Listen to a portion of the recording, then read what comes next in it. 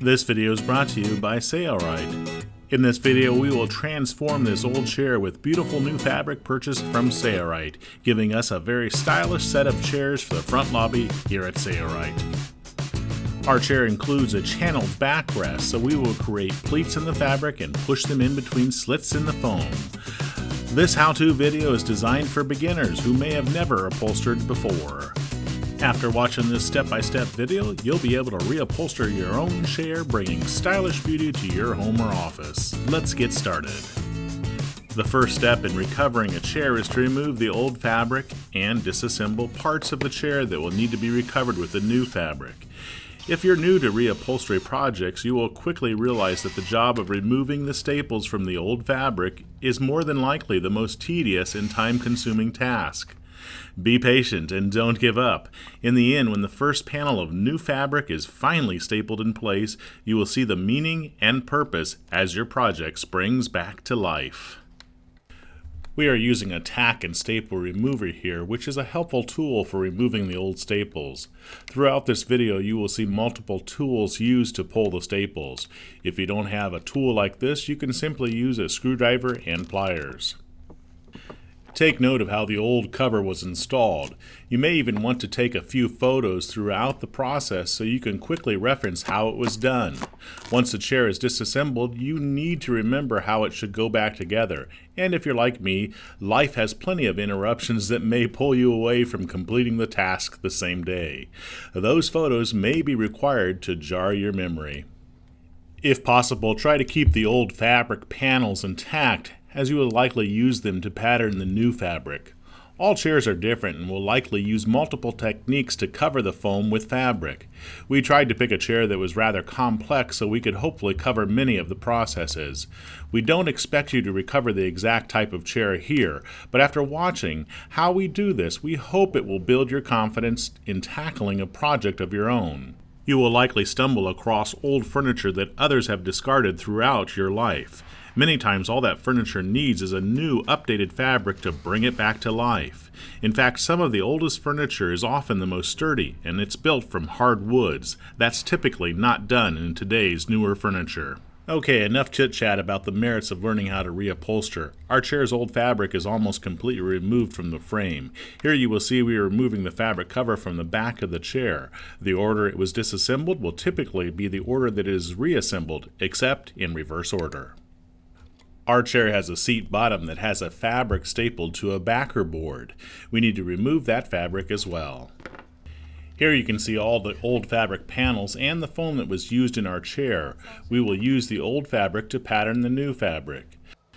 When the staples were removed, we scratched the frame slightly, so we will lightly sand it and then reapply a wood finish to the frame.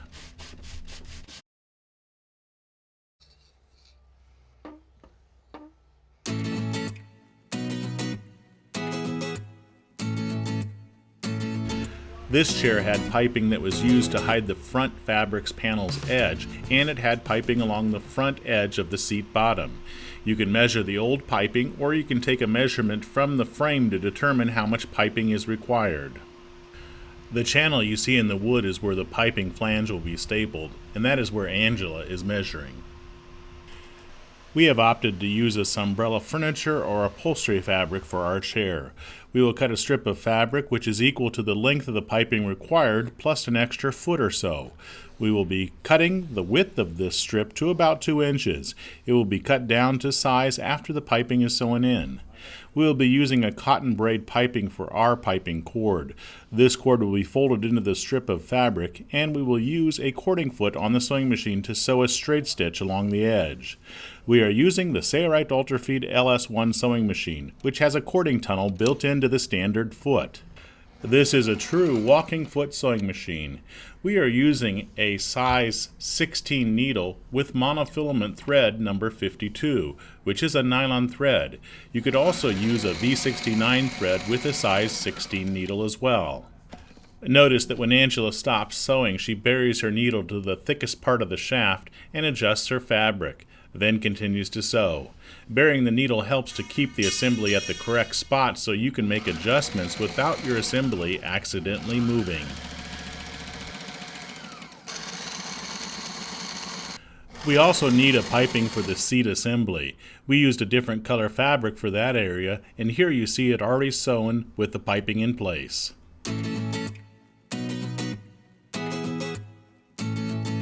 Let's start with the back side fabric covering. We will grab the old fabric and use it for a pattern. Instead of making the back of our chair one color as the old one was, we're going to use a patterned Sunbrella furniture or upholstery fabric for the sides and a solid color for the back. So we will make 3 separate panels instead of 1. For our upholstery job, we're using a Sunbrella upholstery fabric or furniture fabric, which is not your ordinary upholstery fabric. Sunbrella is a premium fabric that is highly resistant to fading, even when left in direct sunlight for years. Typical upholstery fabric is not nearly as UV resistant, so it often fades when left in the sun for even short periods of time. Not only is Sunbrella fabric fade resistant, but it's also stain resistant. In fact, it's so tough that it can be cleaned with a bleach solution mixed with soap and water. Sunbrella fabric, yeah, it's that good. It's available at Sailrite in hundreds of colors and styles. Here you can see where the back middle panel was stapled down to the frame. We want each of these 3 panels to be larger than the pattern by at least 6 inches on all sides. This extra size will allow enough fabric to easily staple the new panel in place while creating the shape we need to draw it up tight to the frame. All 3 panels are now cut to size, and as you can see, they are all oversized. A side note, no reason to use a hot knife to cut the fabric. Since these panels are oversized, they will be cut down once stapled to the chair, and all edges will be hidden, so unraveling of the edges is not typically an issue. We are stapling the fabric to the frame, securing it at a few locations so it is positioned correctly and will be taut. This is a rather simple task. Just staple around the frame edges, securing the fabric so it will lay beautifully. When stapling, be sure to avoid stapling in the frame where it will be exposed. We don't want to put holes in the oak frame where it is intended to show.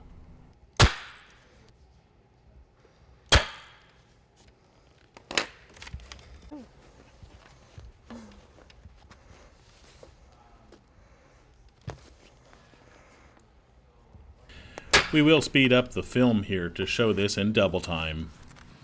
Notice that Angela is feeling for the channel in the wood frame, so she is placing the staple very close to the channel, but not over it, onto the side of the frame that will show.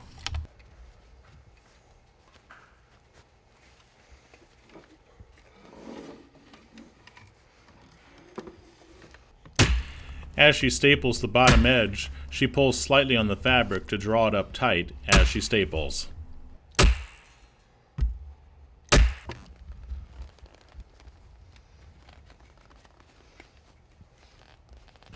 We have placed staples about every 3 inches apart to position and draw the fabric up tight.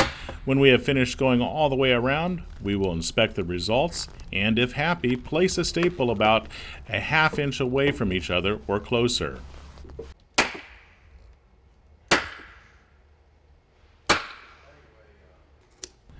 Then simply cut away the excess fabric using scissors.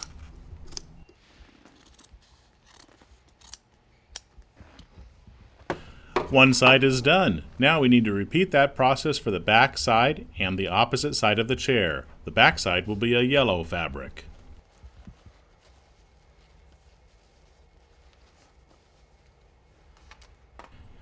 Be sure to staple under the channel in the wood frame that will be used to secure our piping in a later step. This too will be shown in double time.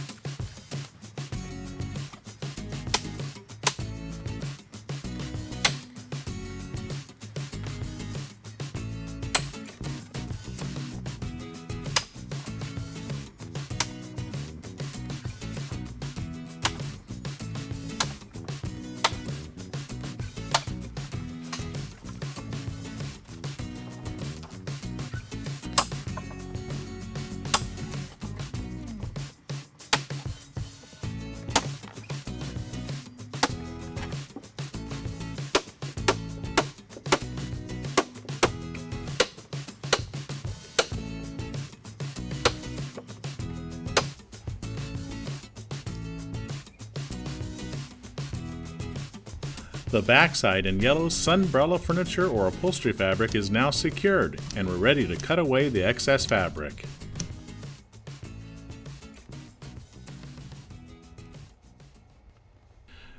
Will not be showing securing the opposite side. Here it is completed.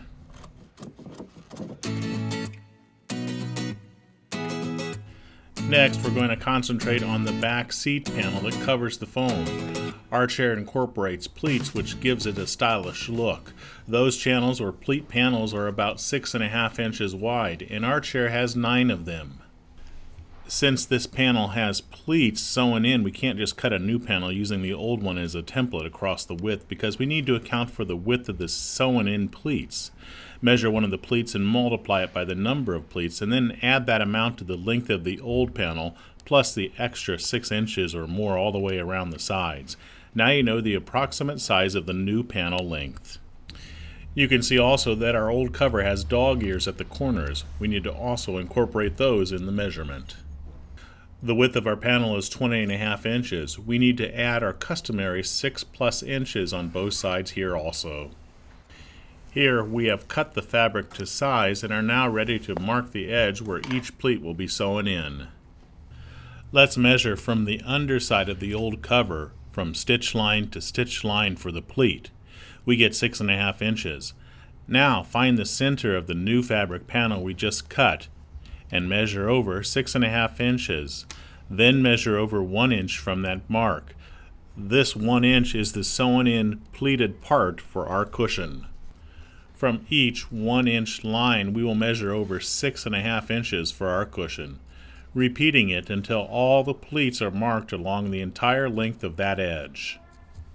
Once that is done, we can now take the panel to the sewing machine and match up the marks that are 1 inch away from each other so they are directly on top of each other.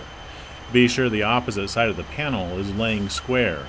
Then we will sew down the height of the panel directly on top of those lines with a straight stitch.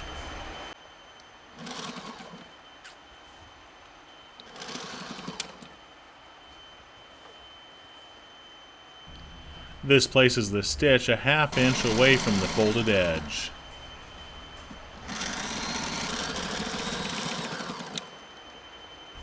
Repeat this process until all pleats are sewn.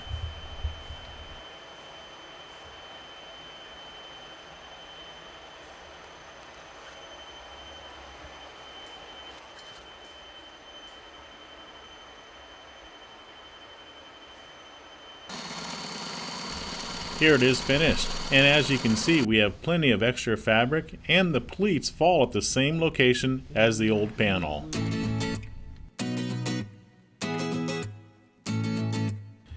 We will take the foam that we removed from the back seat rest and staple it in place in a few areas. We're going to use a 3/8 inch staple here as we need a little more depth. We had been using a 1/4 inch staple to secure the fabric in the previous steps.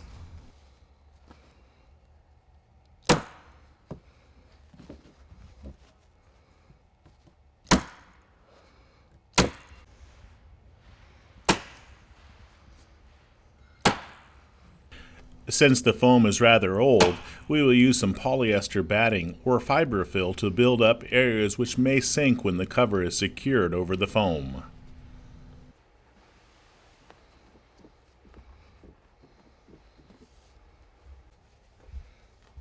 Take the back seat fabric and fold it in half to find the center. Then position it at the correct location on the chair. We still have the longer 3/8 inch staples in the gun. We will place a tacking staple in the center location. This is a staple that can be removed if needed. It will hold the fabric in place as we tuck the pleats into the slots between the sections of foam.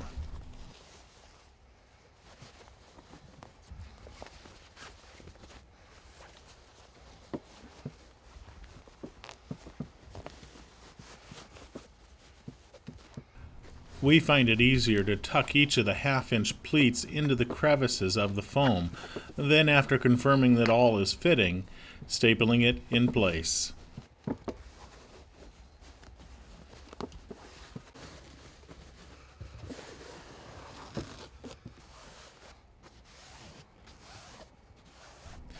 Now go back to the center location and start with a pleat near it. Staple the top portion of the pleat as shown in the video.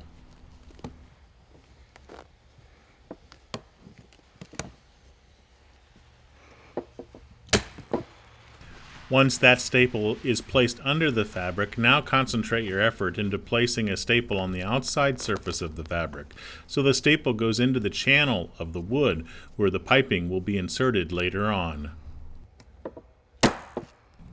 Notice that once the staple is placed over the stitch line, the fabric sank into the channel with it. That's what we're trying to achieve. Do this with each pleat along the top of the chair.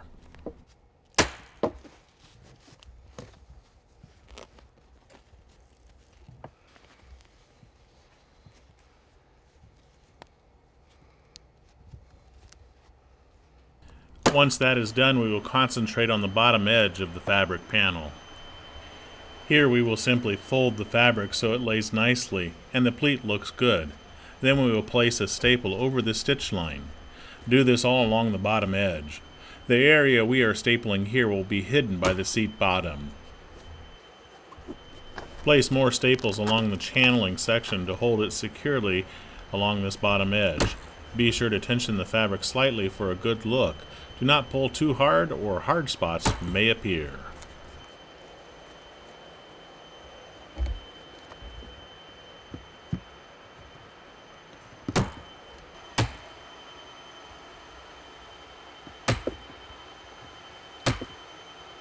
We are still working with the bottom edge. We will soon finish up the top edge in a later step.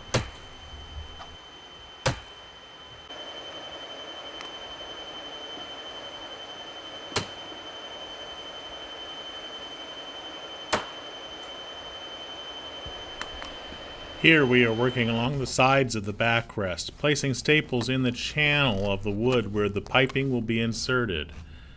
This is on the very edges of the chair.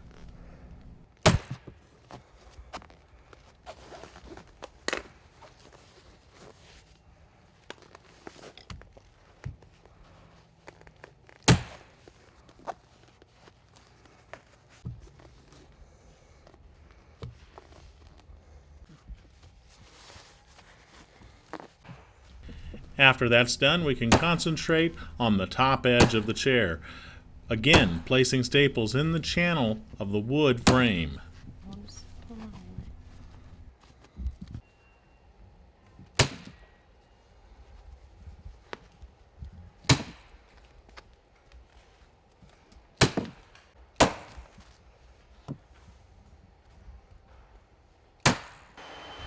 At this location, the seat bottom will hide this corner, so do not be alarmed about the small wrinkles here.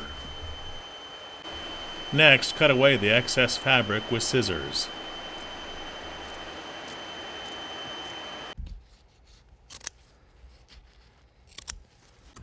Don't worry about the ragtag edges of the fabric you just cut away. We'll be hiding it with the piping we sewed earlier. When we sewed our piping cover over the cording, we made it extra wide, which in my opinion makes piping easy to sew, but does waste fabric. We have to cut the extra flange off the piping before we can use it. Angela has opted to use a hot knife to cut this away. The size of the flange should be about 3/8 inch. Using a hot knife will prevent the edges from unraveling when it comes time to push the flange into the channeling of the wood frame. If you don't have a hot knife like this, you could use a wood burning tool or scissors. The unraveled edge may be a pain, but it is also something that can be solved with a little extra tucking or cutting. There are multiple tools that can be used to tuck the flange of the piping into the channel. A tucking tool is available from Sailrite. Here Angela is using a tucking tool that comes with an upholstery kit. You can also use a putty knife.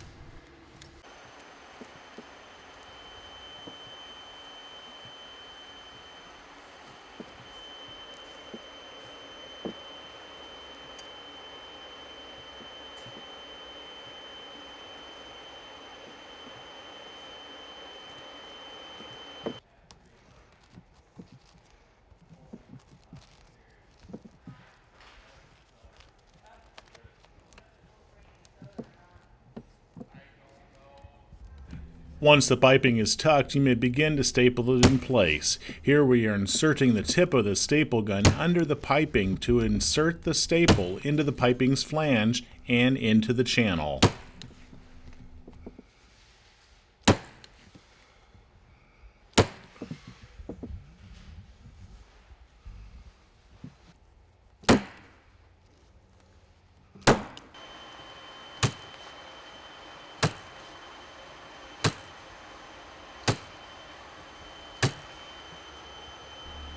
All that's left now is to complete the seat's bottom. That's coming up next. Our seat bottom is stapled onto a backer board, so we can roughly cut the new fabric to size using the old fabric as a pattern. However, the front of our seat bottom features a boxing or facing edge, so we will have to be diligent in patterning it so it will fit the foam correctly. Here we are measuring the seat's front edge, which curves around the sides of the chair. We'll transfer that measurement to the fabric. We'll fold the fabric in half to find the center. That way we can place that measurement directly in the center of this pattern.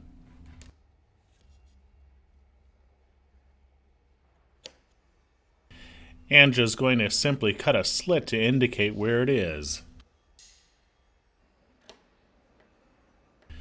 Then she will measure the height of the L-shaped corner so it can be cut out from the corner of our new fabric pattern.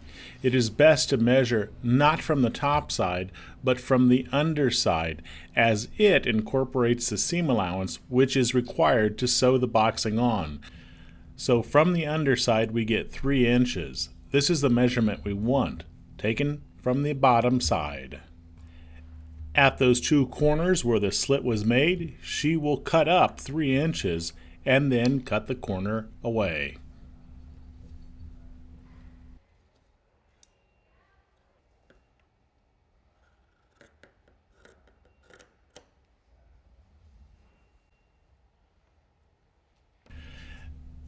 Next, we will grab the piping that we made earlier for the seat bottom and cut the flange, which we made extra large, to about 3/8 of an inch. We will then sew it to the front portion of our seat bottom plate, starting at the center so it is centered. We will use a cording foot on the Sailrite Ultrafeed LS1 sewing machine, which is built into the standard foot. If you're using another sewing machine, you may need to install a cording foot. Be sure the piping's flange edge is lined up with the edge of the plate's fabric edge, and carefully guide it as you sew it on. When we reach a sharp corner, we will bury the needle to the thickest part of the shaft, approximately 3/8 inch away from the corner's edge. Then lift our presser foot, then turn the fabric, pivoting on the needle, lower the presser foot and continue to sew. Here we are reaching an inside corner. We will follow the same procedure yet again.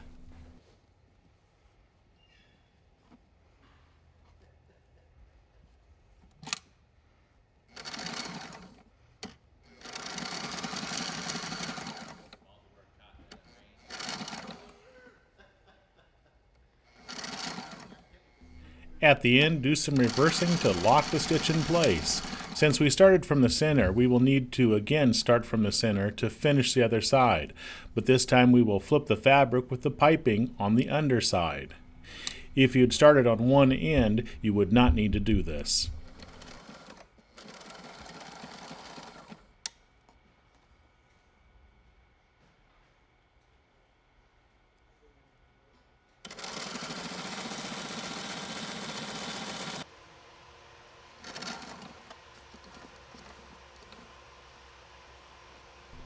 The process is the same, except the piping is on the underside, making it slightly more difficult.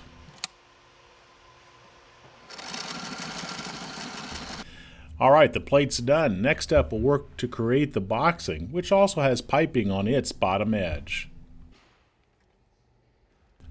To make the boxing, measure the boxing's width. You will want to create the exact width of the old boxing. Be sure to take the measurement from the underside so it includes seams. Cut a strip of boxing from the new fabric.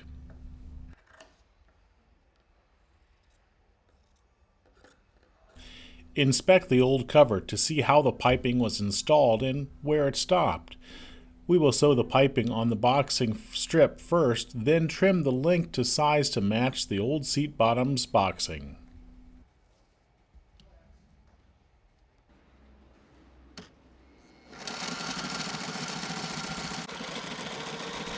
Now we can take the boxing to the old cover and cut it to the exact length, and include any special shapes that may have been incorporated in the old cover.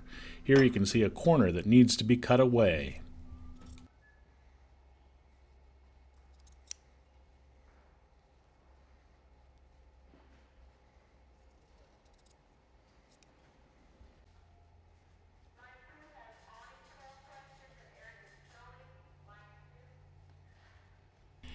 Angela will start to sew this boxing on starting at the center, so she folds it in half to find the center of the boxing.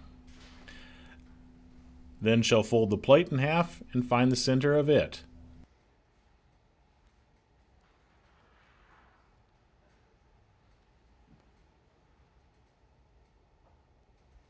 Lay the boxing over the plate so the outside surfaces are facing each other, and sew it onto the plate.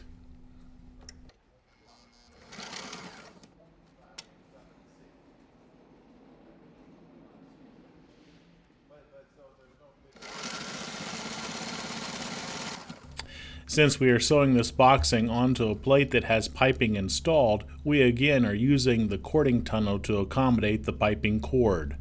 Notice how she handles the turns at the corners.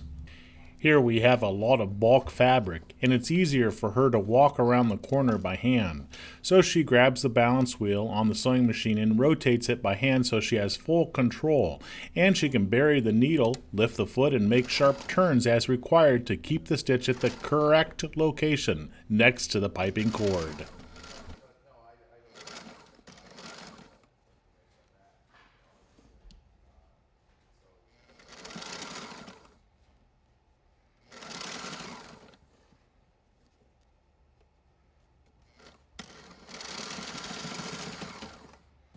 Since she started from the center location, she flipped the fabric and will now complete the other side. We will not show all of this. Here it is complete.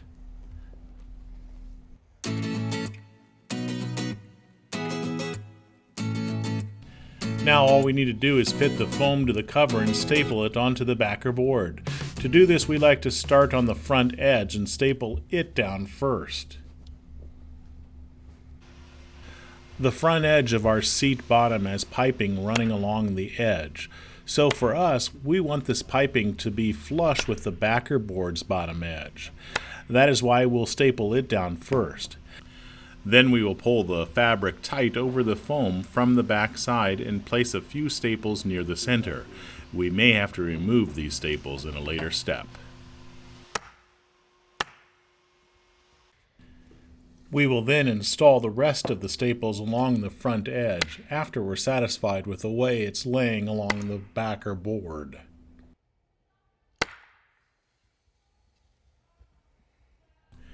With that edge secured down and a few staples in back, we can inspect the look of the front edge from the top side.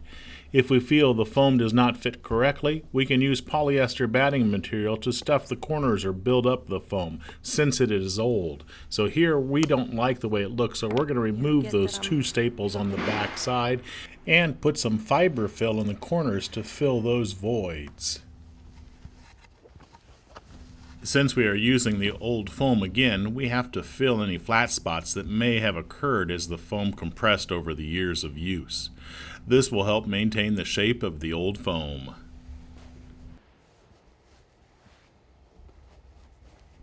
As you can see, that fiber fill helped to fill the corners where the foam was compressed and rather flat. Now that we're happy with the way it looks, we can continue to pull the fabric over the backer board and staple it down. Do not pull so tight that you create tight spots at each staple. Just pull tight enough to ensure that the fabric over the foam looks good. We will show this in double time.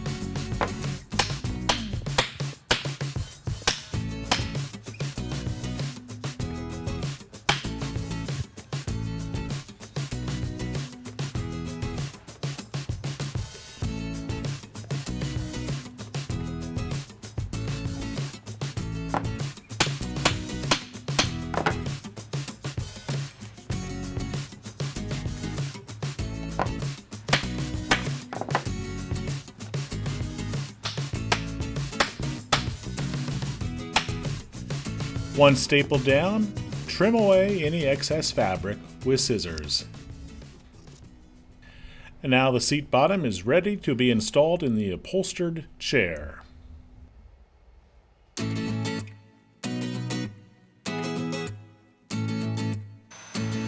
Now just reverse disassembly of the seat bottom and reassemble it back onto the frame.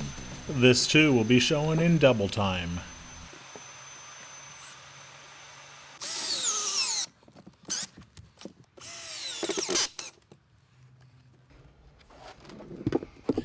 Our reupholstery job is now complete, except we have yet to staple a cushion underlining material to the bottom side of the seat bottom. That's coming up next.